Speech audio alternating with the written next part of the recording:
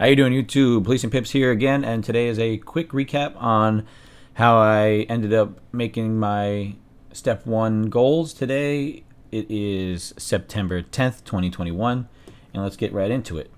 So, what I was looking at here, I traded only the NASDAQ today. I made technically 2 trades, both winners, and we hit off on our profit targets. I was not trying to catch anything huge today. My profit target for the day was around 1,200 because that was going to get me to that $9,000 goal. And you can see here in the bottom corner that I hit 1,400, give or take. And I was all out before 8:50-ish. Let's call it, yeah, we'll call it, we were all out just before 9. Okay. So looking here at the NASDAQ, we are going to go into the first 5 minutes. I don't trade. I have this on the 1 minute, but here we go.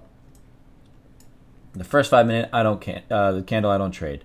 So this is the first 5 minute here. It ran up to my value area, which is a serious point of control. All of our overnight inventory was long. It's sort of weak-handed.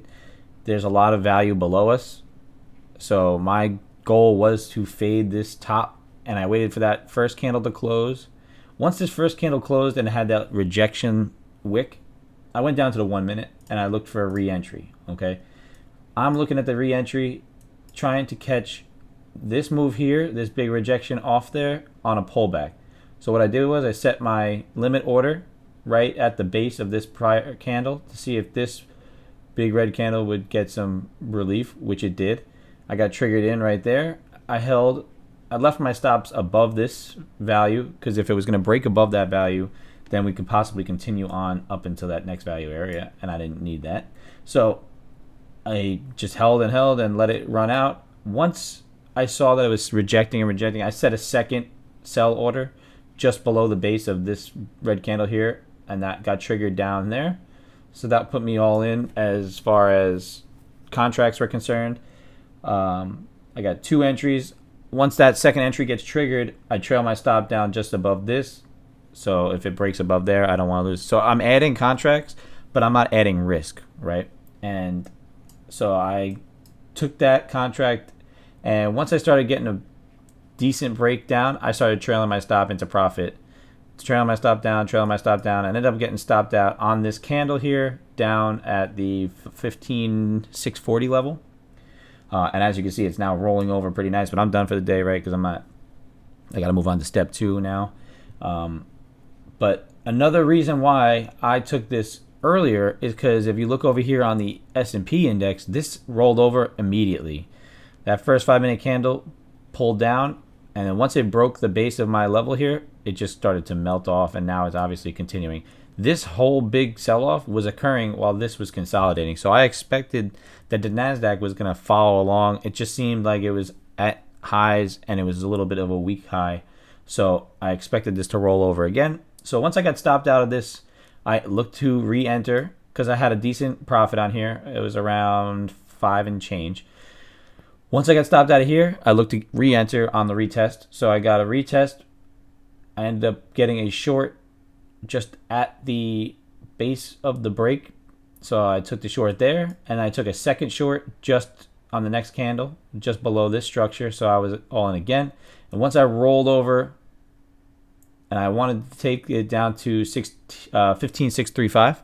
Once I got the 15,635 here, I was at my profit target, so I cut it. If I were to continue managing that trade, I mean, it was pretty spot on. I would have probably got stopped out there anyway. And I would have possibly looked again for one more re-entry on a pullback to this level, which we got, just because of the weakness that we're seeing on that S&P. So using the indexes together helps you make some more educated decisions at certain levels.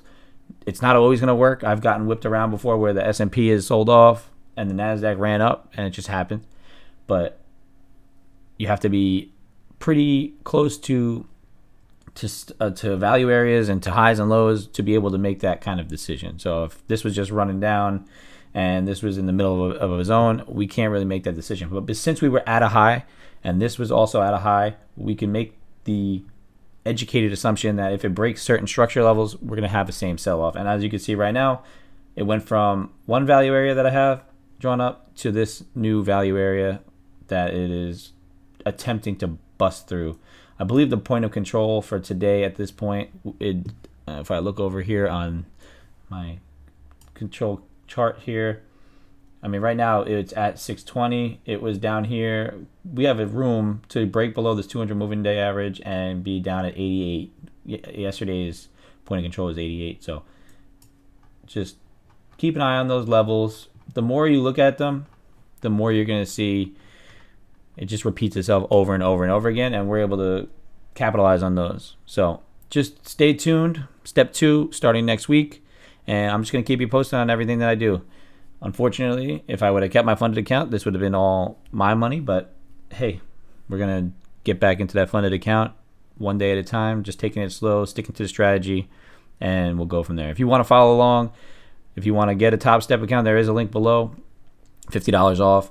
And also, if you want to eventually follow along, next week is going to be a little bit hectic for me, and then after that, I'm planning on live streaming every day that I'm on the charts. So I have the new setup. Everything is pretty much close to how I want to have it, and we're going to get you guys going on a daily basis consistently, 8:30, 9:30 Eastern time, and we'll get moving, all right? So until then, peace out.